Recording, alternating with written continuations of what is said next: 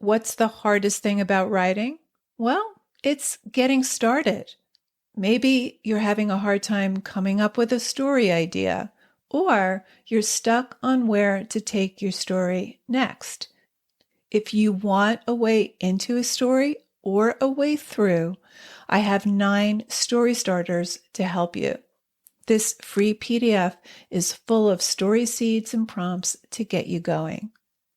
To download your 9 story starters, go to nancypanuccio.com/start. That's Nancy with an I, Panuccio with 2 C's, nancypanuccio.com/start.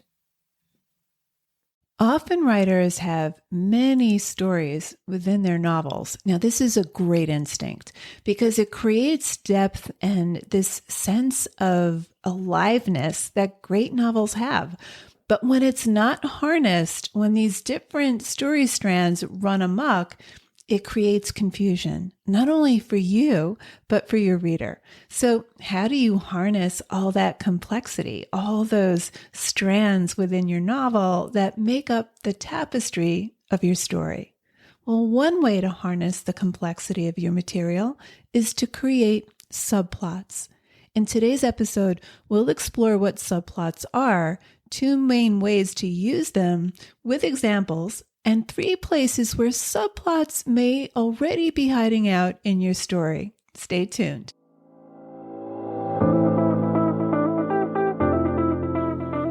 Writer Unleashed is for you, a writer who has a story you want to bring onto the page and into the hearts and minds of readers. I'm Nancy Panuccio, writer, editor, and writing coach. And each week, we'll explore techniques, mindsets, and inspiration for writing stories readers can't put down. Thanks for spending some time with me today. Now let's begin.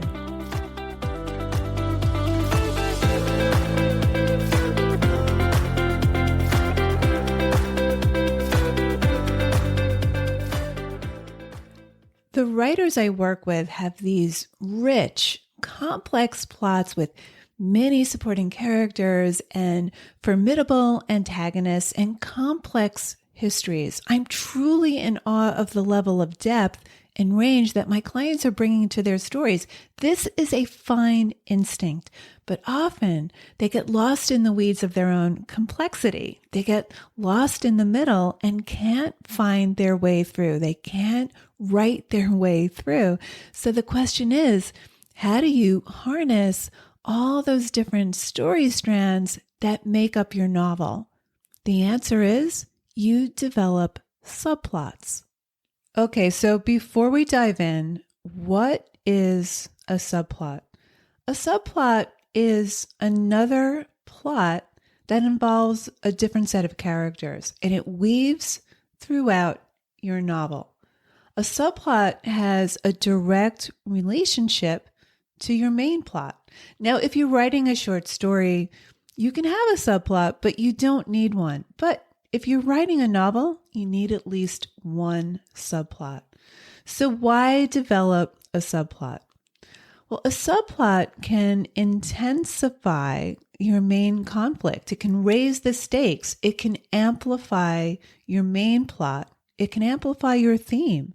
It gives your story depth and resonance, this echoing effect that gives your story this sense of realism, this sense of aliveness.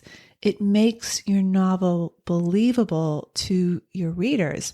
It creates this world teeming with people, just like real life. Subplots work in 2 ways. They're either a mirror subplot or a contrasting subplot. So a mirror subplot is congruent to the main plot. A contrasting subplot is the opposite. Now, good writing is all about contrast. So when you have a contrasting subplot, it amplifies your main plot. For example, in Anna Karenina, you have the main plot with Anna and her adulterous affair with Vronsky, and then you have 2 subplots. One mirrors the main plot, the other contrasts the main plot. So subplot 1 is about Levin's dutiful marriage with Kitty. So This is antithetical. It takes up about as much narrative space as the main plot, but it's the opposite of the main plot. Subplot 2 is a little smaller. It's congruent. It's a mirror plot. It's about Oblonsky, who's Anna's brother, and his adulterous marriage. So it's a mirror subplot. So how do you construct a subplot? Well, most writers have these subplots, but they're not yet fully developed as another plot. They're hiding out in your material. So here are some places to look for subplots that you can develop. Number 1, supporting characters. So for example, let's look at Harry Potter. One of the main subplots is Harry's relationship with his best friend Ron and Ron's family. This subplot reflects Harry's desire for a family. They fill a void for him. His parents died when he was very young, and he'd been living with his aunt, uncle, and cousin who don't support him. They don't accept him. They think of his magic powers as evil. Now, Ron's parents have magic powers of their own, and Ron's father actually supplies Harry with all sorts of things and props that help him get what he wants, like a flying car, for example. So they support his magic powers. So they are a mirror subplot. In Revolutionary Road, we have Millie and Shep Campbell, who are the Wheelers' next-door neighbors and best friends. It's a small subplot, but the Campbells are the opposite. They're conventional. They're content with their lives, unlike the Wheelers, who want to escape convention and run off to Paris. So they have a happy marriage. The Wheelers have a very unhappy marriage. So it's a contrasting subplot.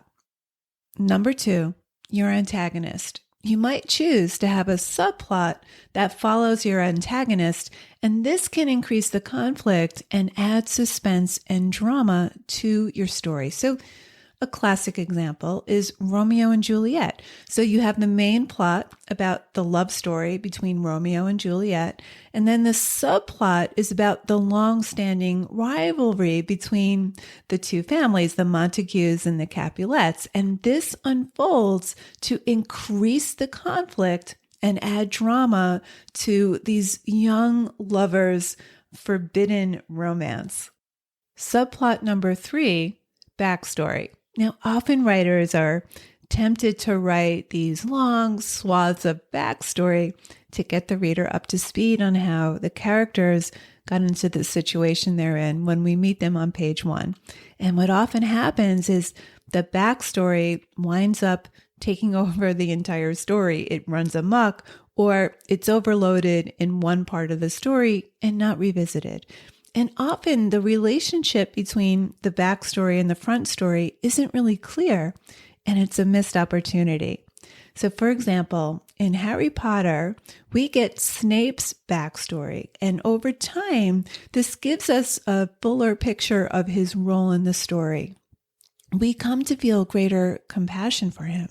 He's not the villain we thought he was.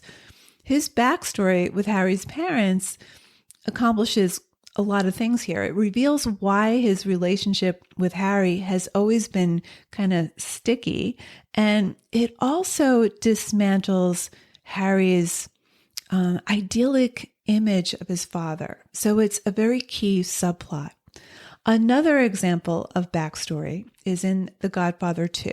So we have flashbacks to the origins of Vito Corleone in America and of the Corleone crime family and how they contrast with the present day state of the Corleone family that is now led by Michael Corleone. So this subplot helps give context to why and how the family was established in the first place. And it also speaks to the themes. So there are these wider themes about The Godfather that has at its heart about immigration to America, American capitalism, and family loyalty. It also bolsters Vito and Michael's characterization. It deepens it because it shows the contrasting ways that they got to their positions as the head of the family. This subplot shows the downfall of the Corleone family by showing its beginning. So it contrasts the beginnings with the present day state of the family. So here are some things to keep in mind when you're constructing subplot. You need to know your main plot before you can write a subplot.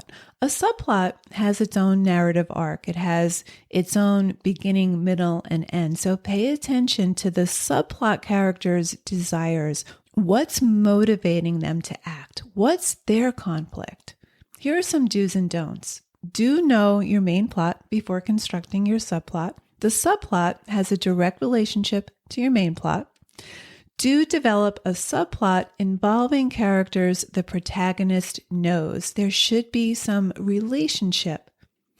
Don't let the subplot take over the main storyline. It should augment it, not overshadow it. Don't have too many subplots. If you're writing your first novel, start with one subplot. 2 subplots, by the way, is plenty. Anna Karenina had 2 subplots. Here's what I want you to do next. To help you develop your subplot characters, I have a free character questionnaire that will help you bring depth and complexity to your subplot. This will help you get clear on what your subplot characters want, why they want it, and what the underlying motive is driving them.